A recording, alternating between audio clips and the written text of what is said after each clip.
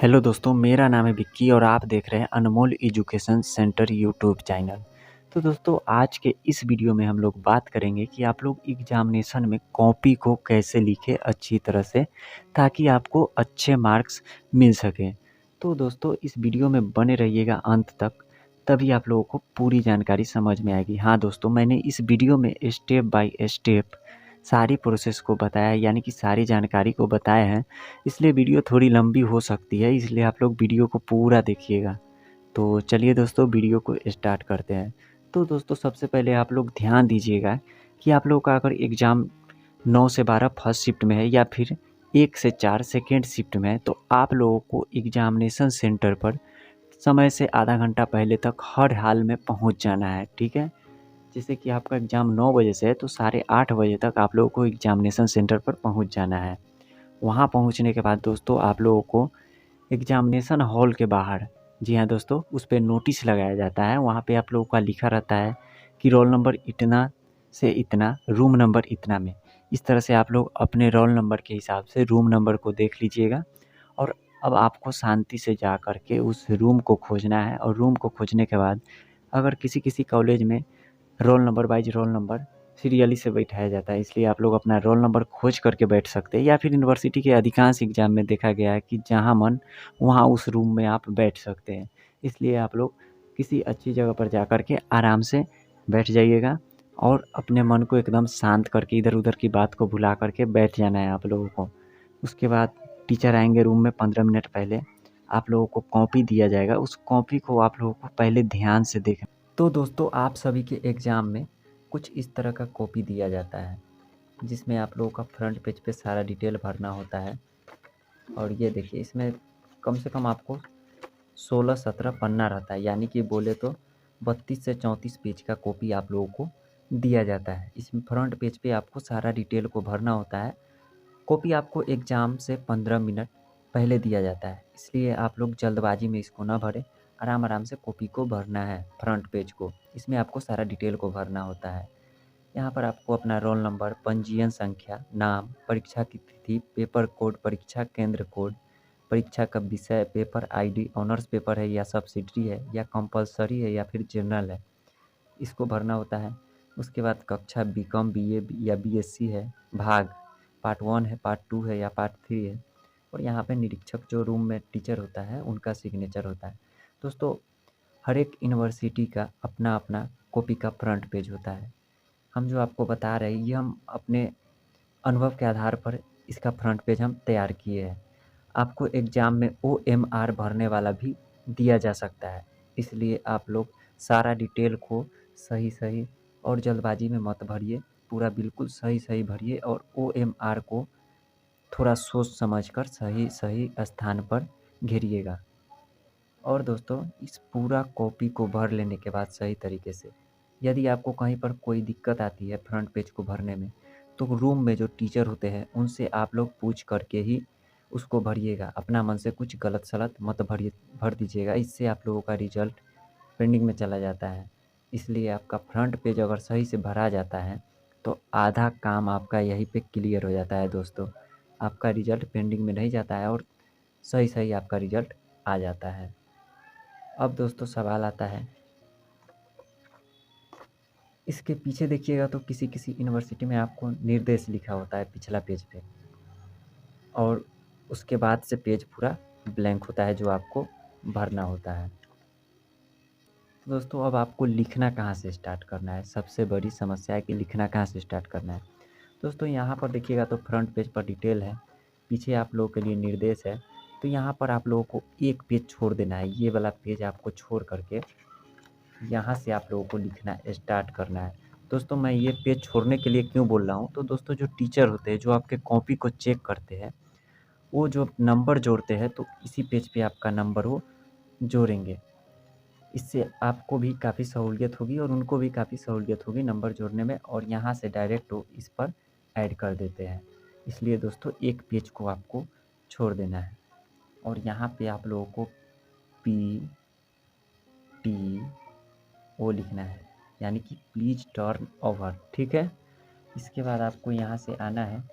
अब यहाँ पर आप लोग देखिएगा तो चौथाई आपका नहीं छोड़ा हुआ है, तो दोस्तों यहाँ पर आप लोग सबसे पहले इस कॉपी में चौथाई खींचिए।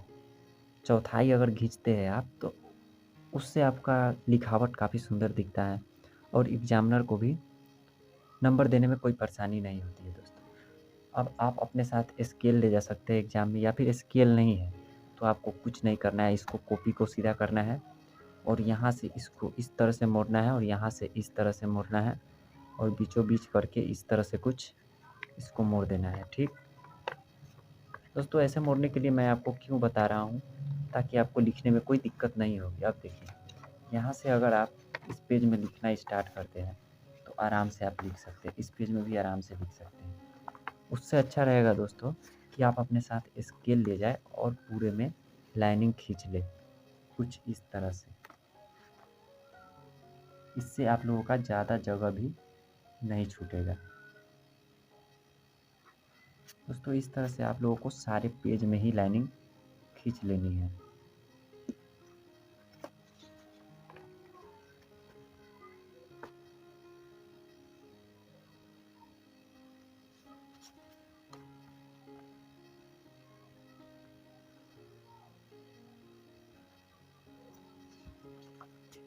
दोस्तों सारे पेज में लाइनिंग खींच लेने के बाद अब आपको कुछ नहीं करना है, आराम से शांति से रूम में बैठना है और आपका क्वेश्चन जब दिया जाएगा तो उस क्वेश्चन को पहले आप लोग ध्यान से पढ़िएगा। दोस्तों यूनिवर्सिटी के एग्ज़ाम में 10 क्वेश्चन दिया जाता है, उसमें से आपको 5 क्वेश्चन बनाना होता है।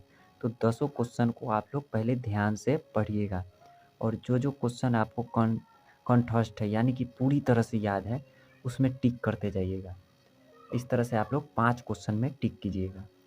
और दोस्तों अगर आपको 3 ही क्वेश्चन याद है या फिर 2 ही क्वेश्चन याद है तो उस 2 क्वेश्चन में आप टिक लगाइए और बाकी 3 ऐसे क्वेश्चन को देखिए जिसके बारे में आप कुछ ना कुछ ज़रूर पढ़े होंगे उससे रिलेटेड, उसको भी आप लोग टिक कर लीजिए। अब टिक करने के बाद अब आप लोगों को लिखना स्टार्ट करना है। दोस्तों जैसे कि आप लोगों को सबसे पहले पूरी तरह से याद है क्वेश्चन नंबर 5 का आंसर, तो अब आप क्या कीजिएगा, यहाँ पर लिखिएगा आंसर 5। थोड़ा स्पष्ट बुझाना चाहिए और नीचे आपको तिरछा इसे डबल लाइन दे देना है। ठीक है, अब यहाँ पर 5 नंबर क्वेश्चन में मान के चलिए, मैं एग्जाम्पल के तौर पर बता रहा हूँ कि पूछ रहा है कि संज्ञा क्या है, इसके भेदों को सोदाहरण बताइए। ठीक, तो संज्ञा क्या है, तो अब आपको थोड़ा सा स्पेस छोड़ के यहाँ से लिखना है किसी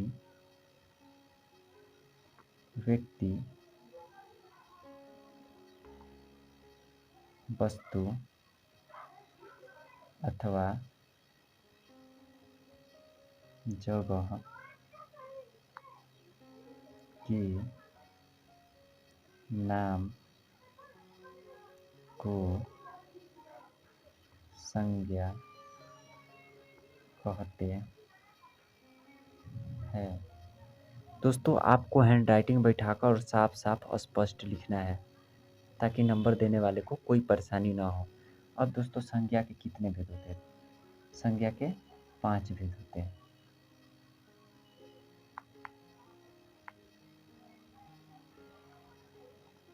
मैं एग्जाम्पल के तौर पर बता रहा हूँ दोस्तों कि आपको किस तरह से लिखना है। अब आपको पॉइंट बनाकर लिखना है और पॉइंट में आपको पॉइंट नंबर 1 2 3 4 इस तरह से आप लोगों को नहीं लिखना है, आप लोगों को रोमन में लिखना है। और वो भी ये देखिए, यहाँ चौथाई से बाहर आपको कभी भी मत लिखिएगा, चौथाई के अंदर ही आप लोग लिखिएगा। यहाँ पर 1 नंबर दे दिए और यहाँ पर लिखना स्टार्ट करेंगे व्यक्तिवाचक संज्ञा।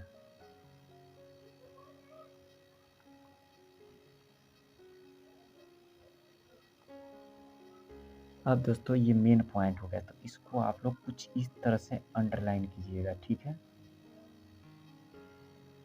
अब यहाँ पर व्यक्तिवाचक संज्ञा क्या होता है उसको आप लोग यहाँ से लिखिए, फिर यहाँ से लिखिए, उसके बाद फिर पूरा लाइनिंग पकड़ करके लिखिएगा कुछ इस तरह से। ठीक, उसके बाद आपको आ जाता है ये पॉइंट, यहाँ पर आप मान के चलिए कि ख़त्म हो गया। तो अब आप लोगों को एक लाइन छोड़ना है और यहाँ से दूसरा पॉइंट को लिखना है जातिवाचक संज्ञा।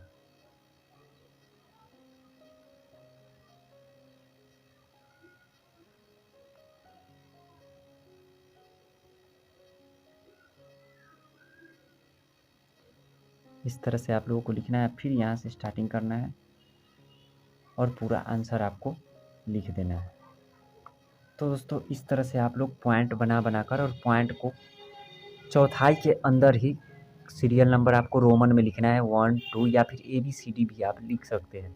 और जो मेन पॉइंट होगा उसको कुछ इस तरह से आप लोग अंडरलाइन कीजिएगा, ठीक है। अब मान के चलिए क्वेश्चन नंबर 5 का आंसर आपका कंप्लीट हो गया, ठीक।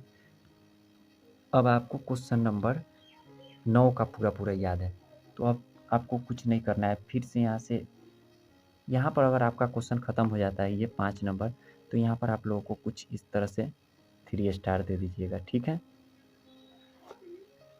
उसके बाद आपको क्वेश्चन नंबर 9 का आंसर याद है, तो यहाँ पर लिखिएगा आंसर और 9 बड़ा में लिखिएगा और तिरछा इस तरह से कुछ लाइन खींच दीजिएगा, ठीक।